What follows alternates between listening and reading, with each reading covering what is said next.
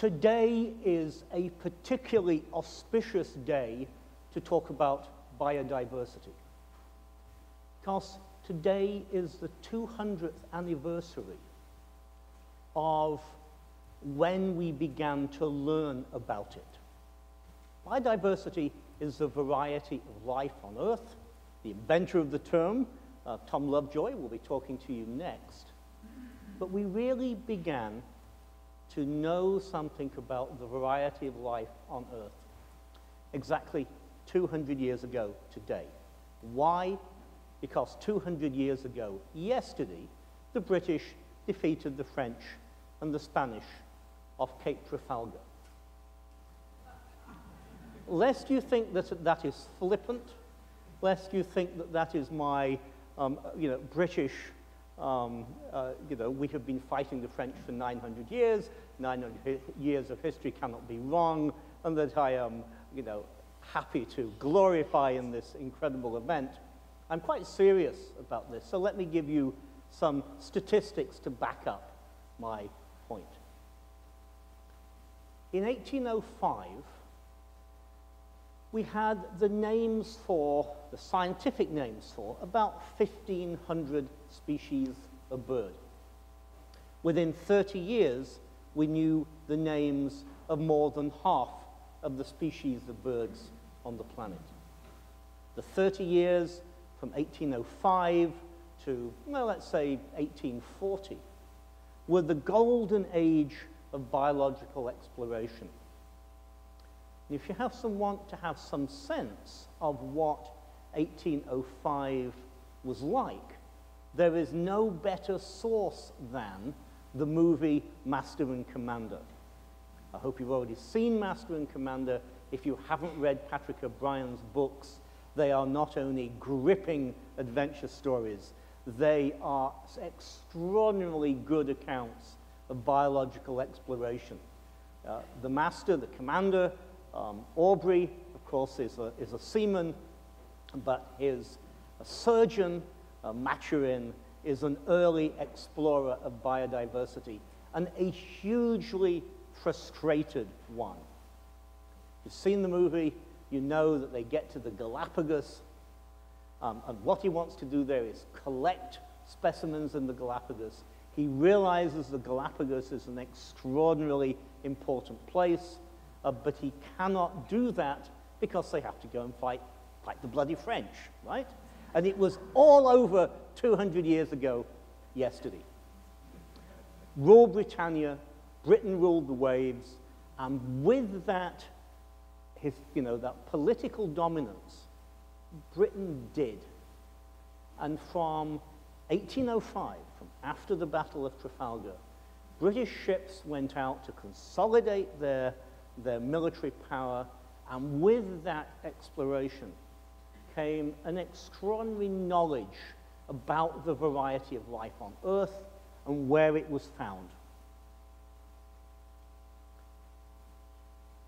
I'm wondering if there's any way I can stand where you can see me. I know, I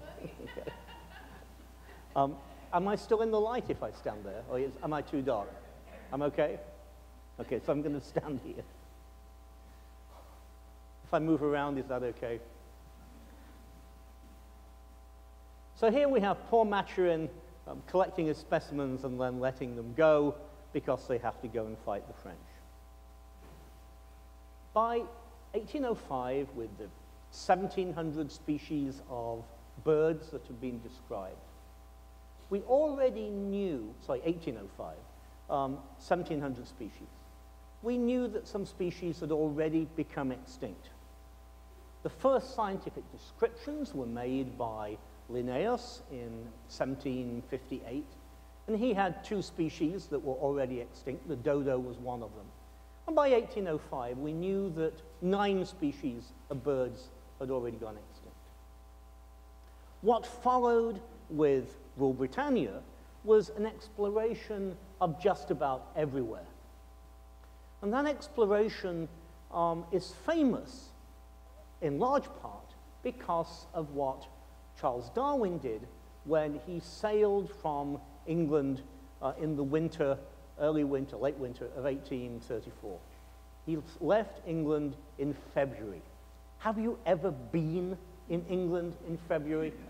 If you have no doubt whatsoever about why we speak English and not some other language. Nobody would want to stay in England in February. And Darwin leaves England and sails to the coast of Brazil. And when he gets there, he writes these gushing letters home. You know, you think of Darwin as this sort of old man with a sort of a big white beard. But he was a young man then. He was a great writer. The Voyage of a Beagle is a great adventure story. And he was writing home saying, there is all this stuff in coastal Brazil. There's butterflies and there's beetles and there's an unbelievable variety of different kinds of species. He understood biodiversity and what it meant before Tom Lovejoy invented the term, 180 years later. So, what did Darwin do that was important? The notion that the world's tropics were full of things, of birds and butterflies and beetles and plants and animals and the rest of it, that wasn't particularly new. Alexander von Humboldt, 200 years ago, was exploring South America, and he knew that the tropics was full of species.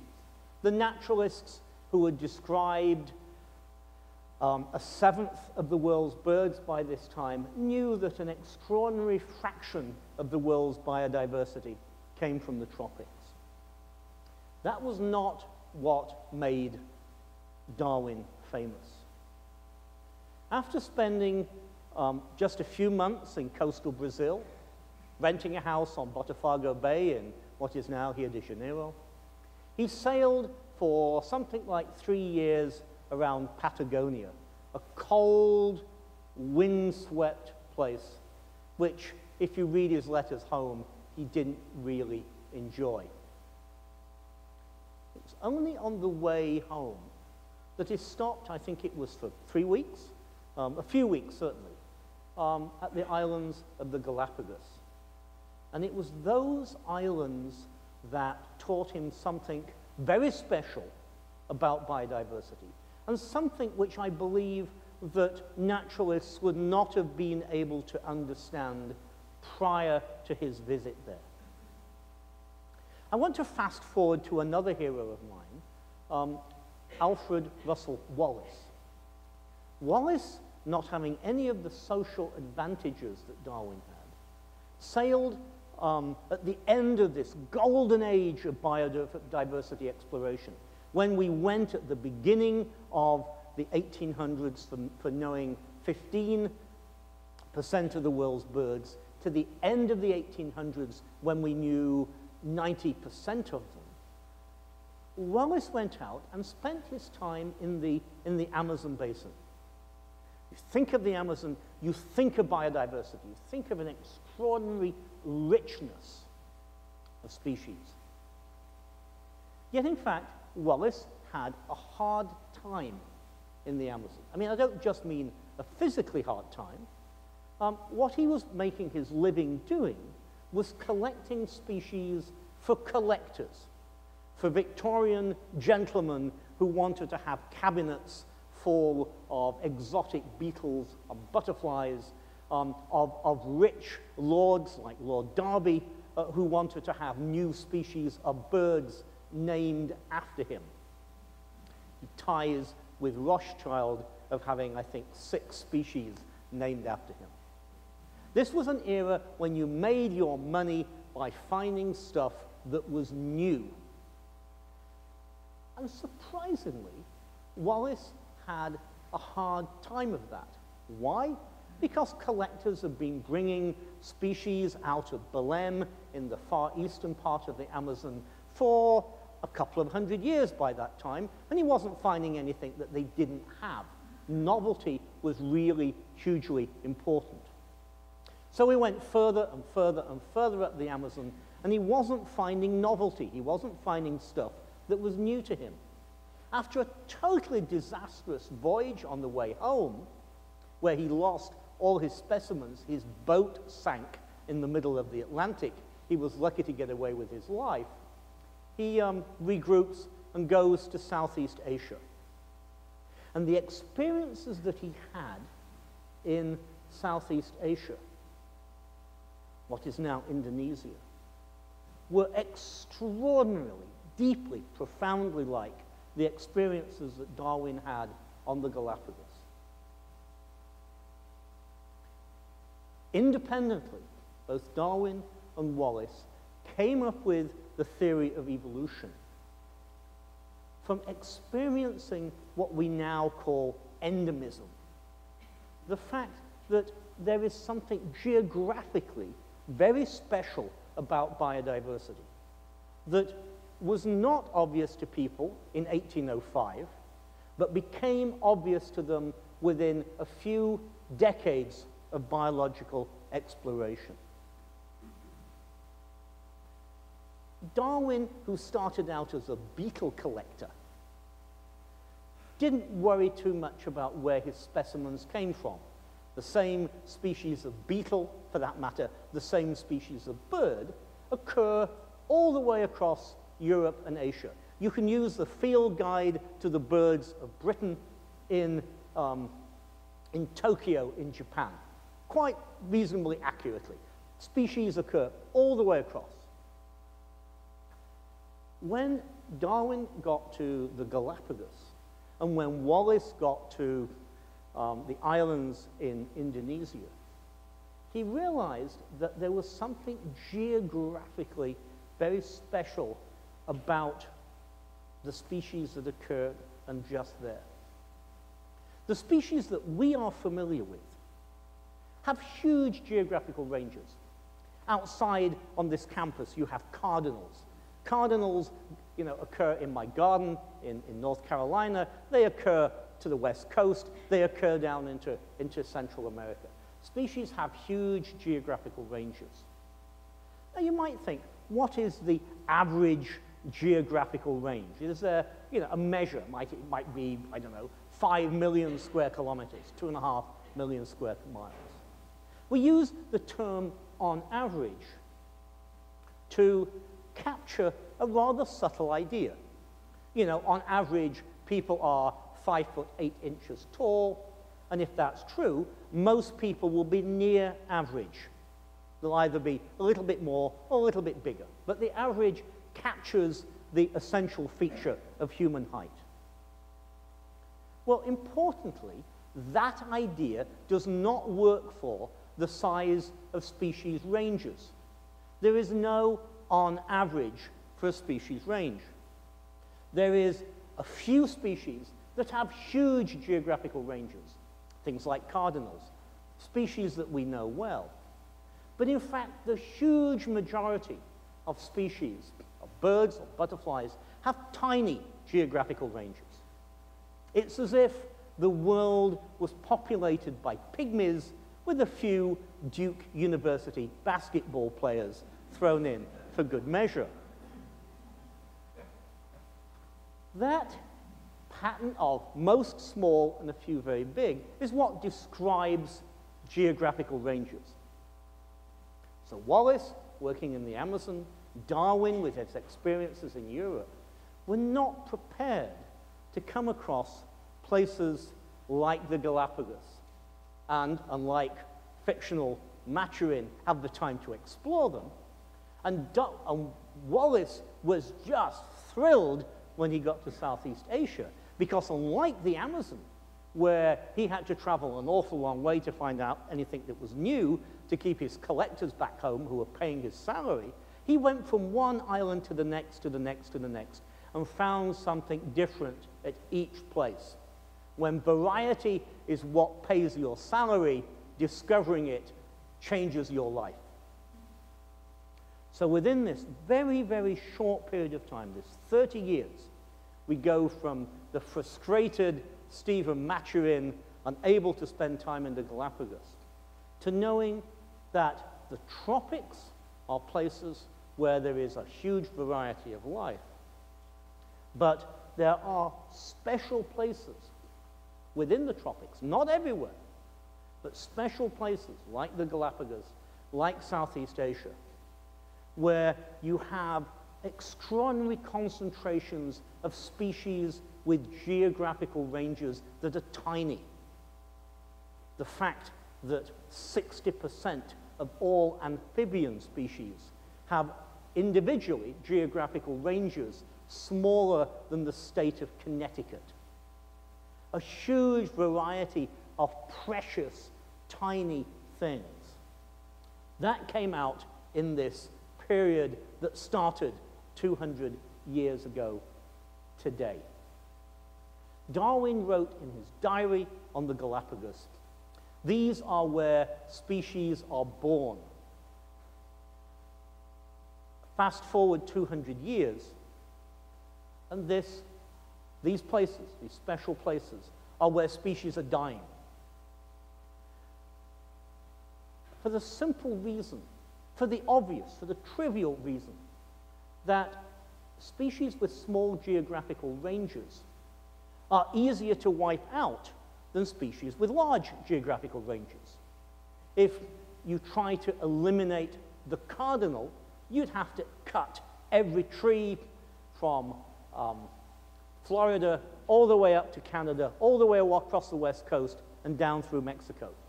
A scenario that even the Onceler, the evil man in the book The Lorax by Dr. Seuss, cut every tree of them all. You'd have to cut trees across all of North America to eliminate that species, the cardinal. But if you wanted to eliminate a bird that I have spent a lot of my life looking for, that occurs in a few patches of cloud forest on mountains in coastal Brazil, you could probably cut down its entire geographical range with about 3 chainsaws and a few people and about 3 or 4 days. When your range is small, you are vulnerable. And we know that a great threat to biological diversity at the present time is that habitats are being destroyed. Forests are being cleared. The rate at which we're chopping forests down, particularly tropical forests down, the places where the wild things are, we could lose essentially all of our tropical forests within a generation. Now, I'm coming to global change. Bear with me. It was necessary to set some background. It turns out that there are about 25 places worldwide where species are concentrated in a way that Darwin and Wallace and other people would notice the things that they noticed. That we began to understand about these places where small range species are concentrated, from about 1840, 1850 onwards.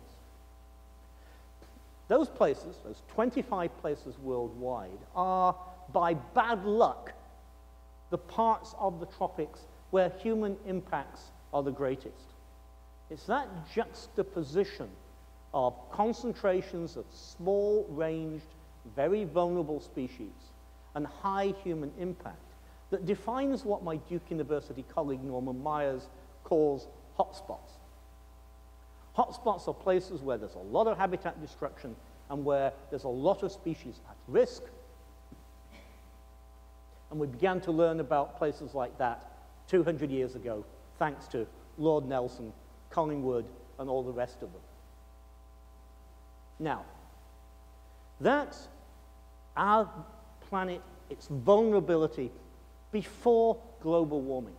So how does global warming modify this picture of species destruction from habitats? Does it make it worse? Does it account for the same extinctions? Is it separate from or additive to or just simply part of this story of species at risk? And now I want to talk about a very different kind of science, what we know about how global warming changes biodiversity on land, not in the sea, because we've just heard of that. And I'll come back at the end of my lecture to put these two ideas together. we know that the climate is warming. What should this do to species? Well, a good place to look at where climate is warming is to go to some cold, miserable place like England. And indeed, some of the most detailed studies of what global warming does comes from Britain. In the springtime in Britain, one of the first signs of spring is the arrival of the cuckoo. Now, the English cuckoo really does say cuckoo, as opposed to American ones that say nothing of the sort. And because English springs are so difficult to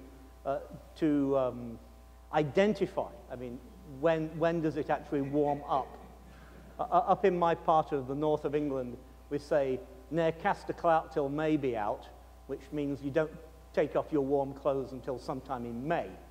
So it helps to have something you recognize as the spring. And the cuckoo, you know, says cuckoo, and you think, spring's here. And you write about it in the newspaper. You know, I heard a cuckoo today. The English newspapers, local newspapers, are full of such good news. And if you look at when cuckoos arrive in Britain, cuckoos are going cuckoo earlier than they did in the past. Similar sorts of data. There's apparently a wonderful, eccentric lady who lives in Upper Peninsula, Michigan, which is closer to the pole than anywhere I would want to live in North America, who records when birds arrive in her garden. And she's been doing so for years. So the first piece of biological evidence that we have is that we know that birds are arriving earlier. The other sign, of course, of springtime in Britain is when flowers emerge, you know, when you see the first primrose, you know, sometime in late July when you have a sunny day. And so we have a huge record of when species flower, sing, and, you know, leaves appear on the trees and so on. So for probably about a decade or so, we have had individual stories, an example here, an example there, an anecdote there, that suggests that things are warming up.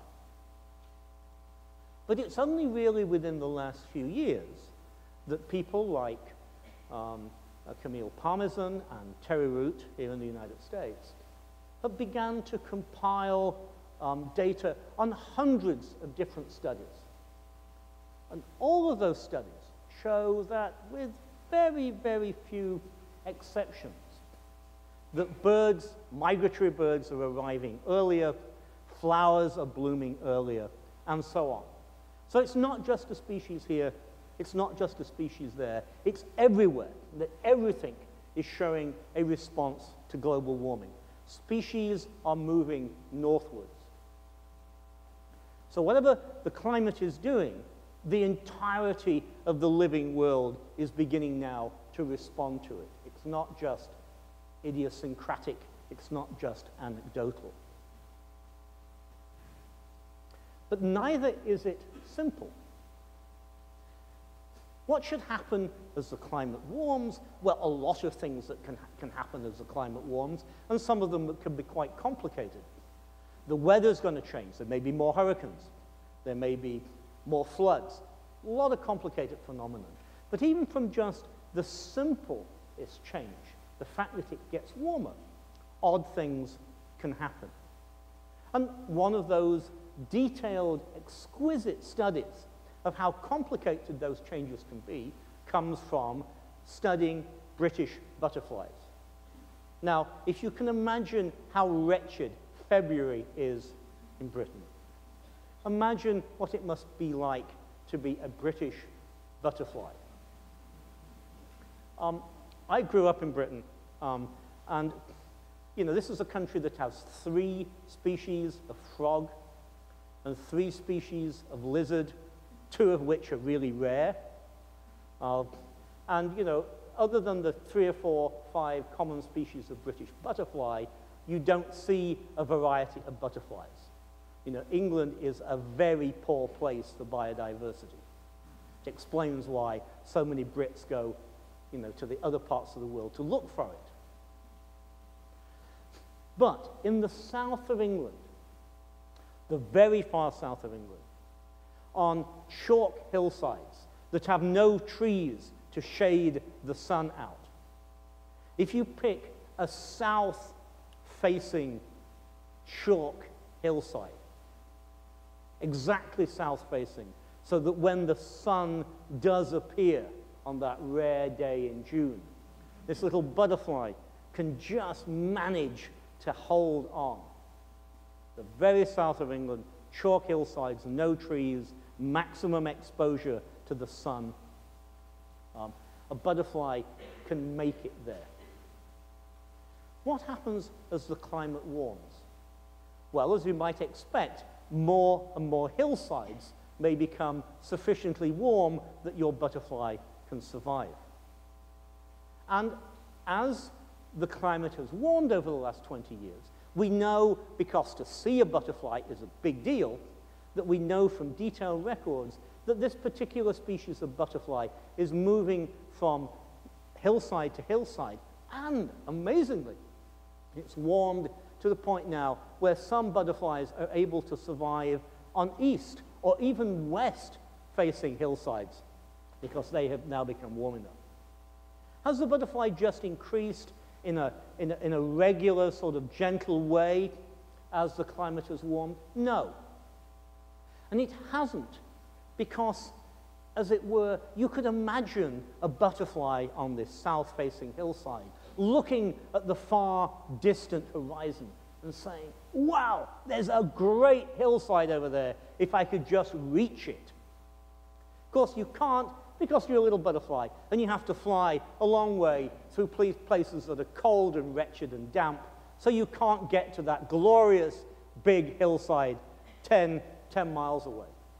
But as the climate warms, little hillsides become available. And so you can use those other places as stepping stones to go from one hillside to the next. So the range of this butterfly has increased dramatically as the climate has warmed just a little bit, because the butterfly has been able to use previously unsuitable habitat as stepping stones. Now, this story from work done by Thomas in England is a remarkable story of what we call the non-linearities of climate change. The fact that what can happen surprisingly and suddenly, that species can move a lot more because not just does the available habitat increase, but your ability to get from one patch of habitat to the next can increase. What a wonderful story. Isn't global warming great? More butterflies in Britain. Well, of course, if it was a mosquito carrying dengue, it would be an all too different story. The point of that story, then, is that as species change, they can change dramatically and in unpredictable ways. So we know that things are changing. We know that they're changing unpredictably. We know that everything is changing.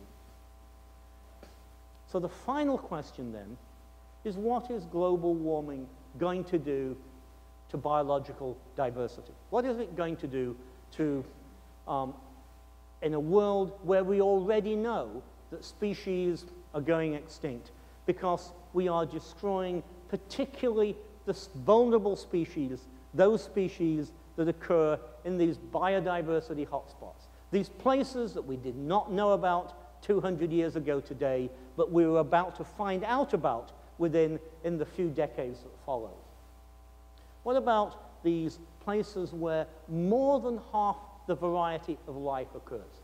More than half the variety of life occurs in these 25 areas worldwide that have concentrations of species with small geographical ranges, the places that were so influential to Darwin and to Wallace.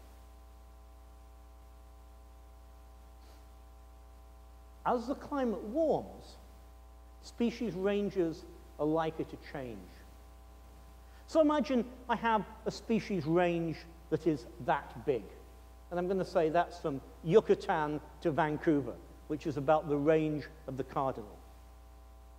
As the climate changes, I may have to move northwards. Which was north? Was that Vancouver? So I'm going to do that, right? And on that kind of scale, clearly, most of where the cardinals are now is going to be places where cardinals can survive in the future. But supposing my geographical range is just like this. Supposing I'm a golden toad living in the mountains of Costa Rica, and it warms up. You know, that warming may shift my potential range out of where I lived. And that simple geometry tells me that species with small geographical ranges are going to be in trouble.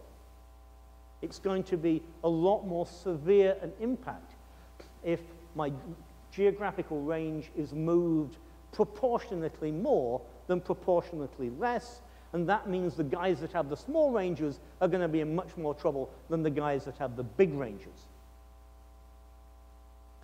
You can bring mathematical models and statistical analysis to bear on this problem.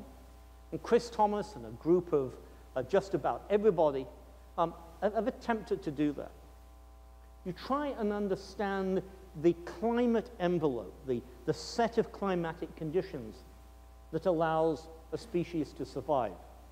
A minimum rainfall, a maximum rainfall, a minimum temperature, a maximum temperature. And then you try and project where that climate envelope will be in 2050 or 2100 as the climate warms. If you have to move way outside your climate envelope, or indeed if your climate envelope no longer exists, because some places may not have the conditions of temperature and rainfall that you have at present, then those are the species that you're going to predict are going to go extinct. Where are the species going to go extinct from global change? They're going to go extinct from global change in these concentrations of species which are roughly where species are dying now because we are destroying the habitats. The species that is vulnerable to global change is a small-ranged species. So too, the species that have small ranges are vulnerable to habitat destruction. So that brings me to my final question.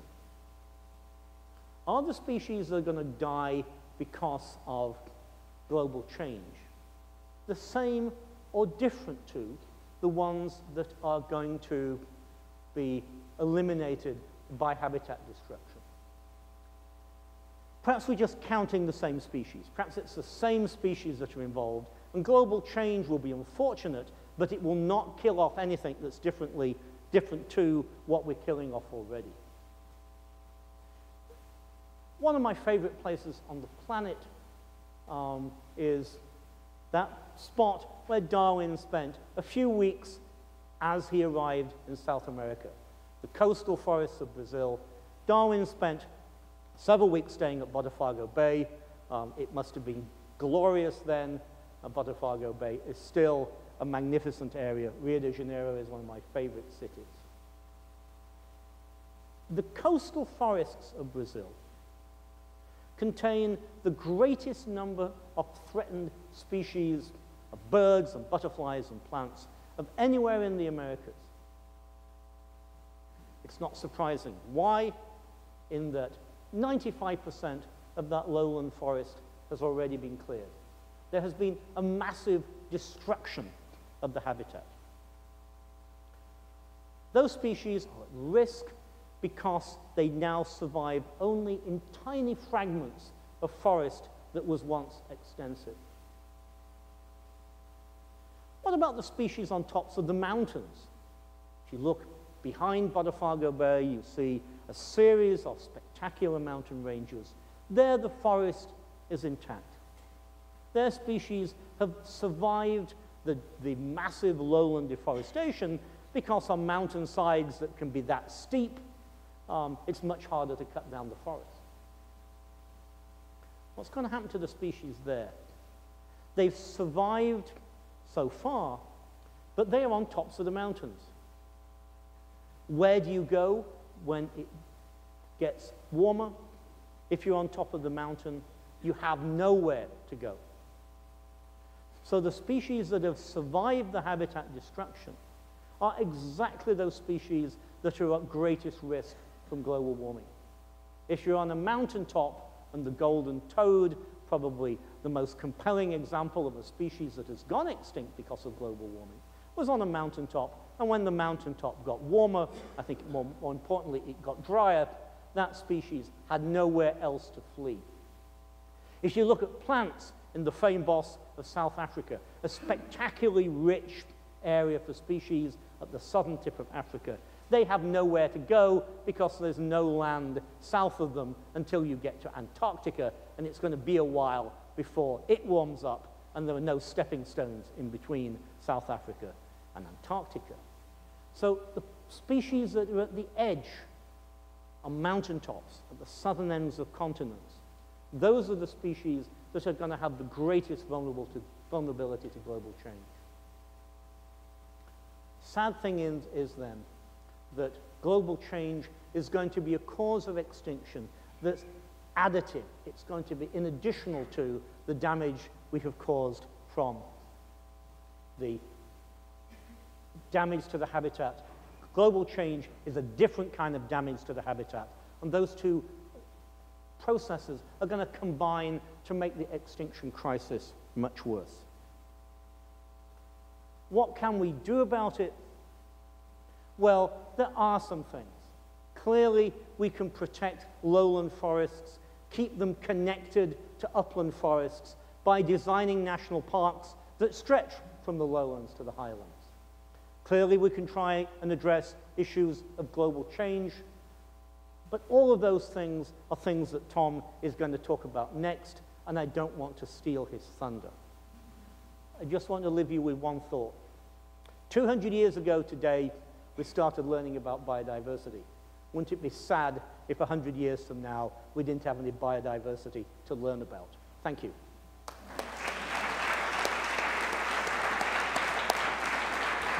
Take questions. Are there questions for Professor Pimm?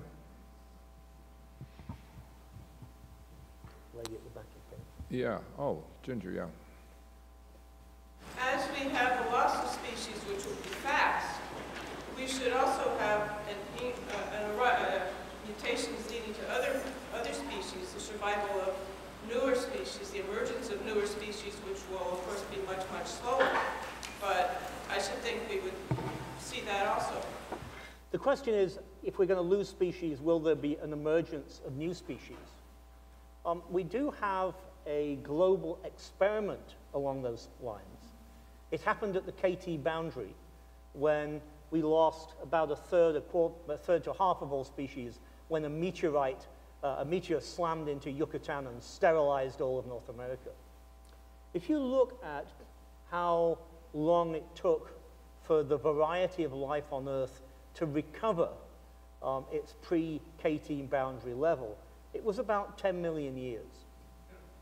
So, you know, new species may be created by our human impacts on the planet, but don't hold your breath. Not going to come back very quickly.